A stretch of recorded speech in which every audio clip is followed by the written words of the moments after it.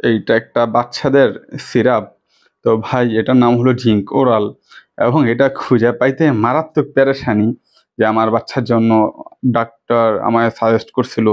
কিন্তু ভাই এটা এমন একটা আনকমন আইটেম, আমি ঠিক জানি না, হয়তোবা এমন অনেক অঞ্চল থাকতে পারে যেখানে এটা খুবই কমন জিনিস।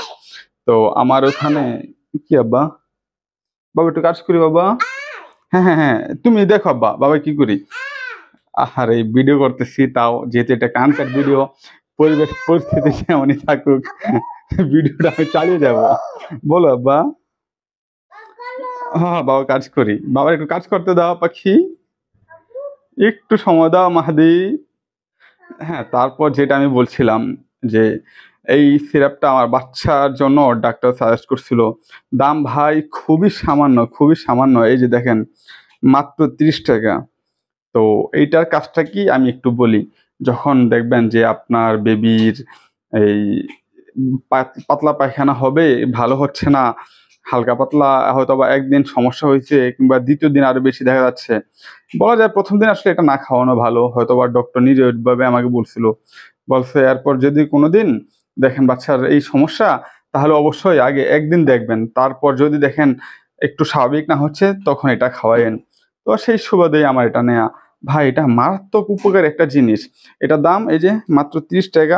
কিন্তু আমার মনে হয় ভাই এটা অন্তত ৳৩,০০০ কাজ করে। এখন এটার কাজটা আমি বলি। এটা হলো যে বাচ্চাদের অনেক সময় দেখবেন যে পাতলা পায়খানা হচ্ছে, তো পাতলা পায়খানা কমতেছে না। আর এটা ডাক্তার বলে যে ১০ দিন খাওয়ার জন্য।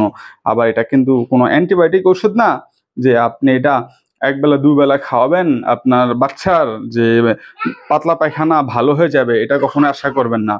এইটা ভাই ন্যূনতম ৩ থেকে ৪ দিন খাওয়ালে রেজাল্ট আসে। এছাড়া ভাই কোনো রেজাল্টই আসবে না। এটা অত্যন্ত ধীরে সুস্থে কাজ করে।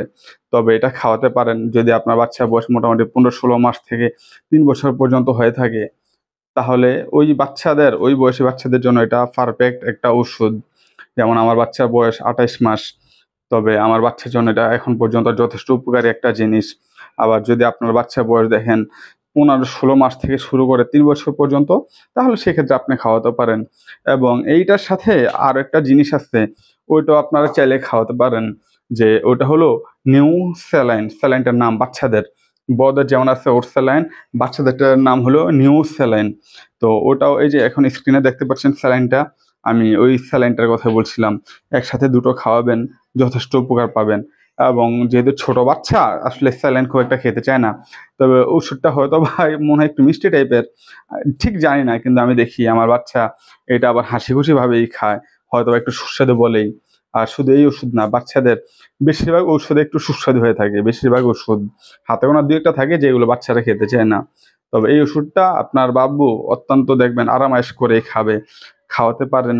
আর এটা যেমন আমি একটু খুলে দেখাই কতটুক খাওয়াতে হয় বয়স অনুযায়ী। এই যে এখানে আছে, এটাকে বলা ১ চামচ। তো ১ চামচ আসলে ভাই পুরাপুরি আমার মনে হয় একটু কমে হয়ে যায়। এখানে আরকি ২.৫ এমএল।